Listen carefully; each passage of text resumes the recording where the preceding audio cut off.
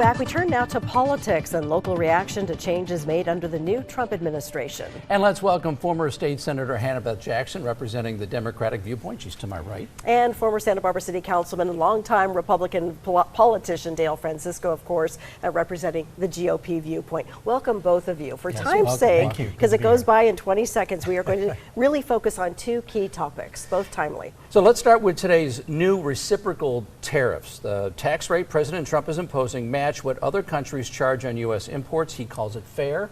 Dale, we'll start with you. What do you think about it? Tariffs are controversial. Free traders hate them. Protectionists love them. And it depends on context whether they're a good idea or not. So, for instance, in the first Trump administration, he imposed tariffs on roughly $300 billion worth of Chinese goods. And the Biden administration kept those tariffs in place when they came into power because they found them to be effective. They did a study, a 2-year study that came out in September that said the things that the tariffs were on were goods that the Chinese were seriously undercutting American manufacturers in an attempt to put American manufacturers out of business. There are national security reasons for having tariffs. Now, there's no question that tariffs can increase prices to consumers on the country that's imposing the tariff because it's making foreign goods more expensive, no question about that. But there are some goods that we need to produce in the United States no matter what for the good of the country. And that's the argument for tariffs. Now, whether the tariffs that Trump is imposing will work or not, only time will tell. But I can say that the United States has among the lowest average tariffs of any country on the planet. Okay, Hannah-Beth? Well, it's interesting that you would say that, because if the tariffs that had been in place stayed in place, that would be one thing.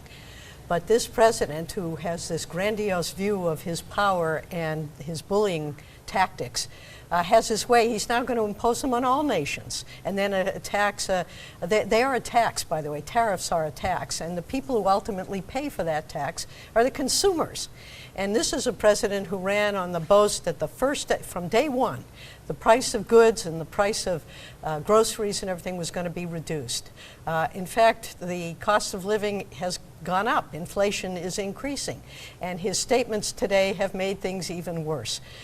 There's no indication that what he's proposing is targeted. It's just one massive sort of statement that he's going to show the rest of the world. And we know that when you try to do that with the rest of the world, bullying doesn't work. So China's responded with major tariffs against us and on goods that are very important to us.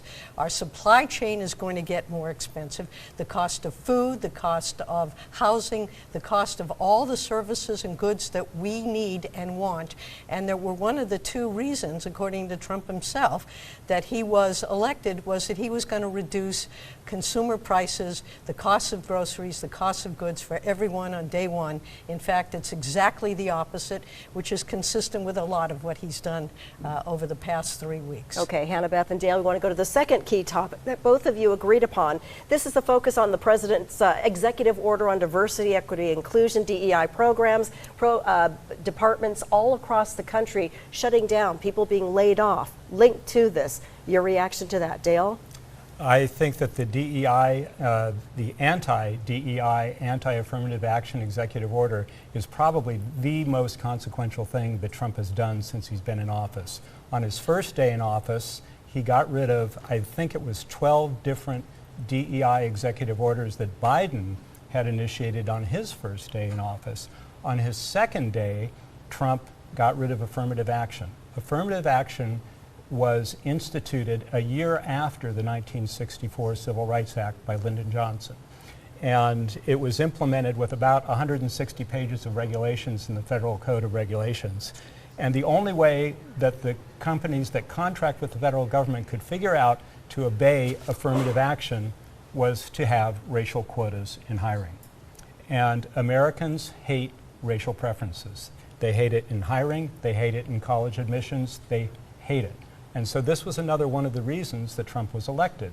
Even in California, a solid blue Democratic state, Proposition 209 passed overwhelmingly back in the 90s. Proposition 209 was a reenactment of the Civil Rights Act specifically for the California government.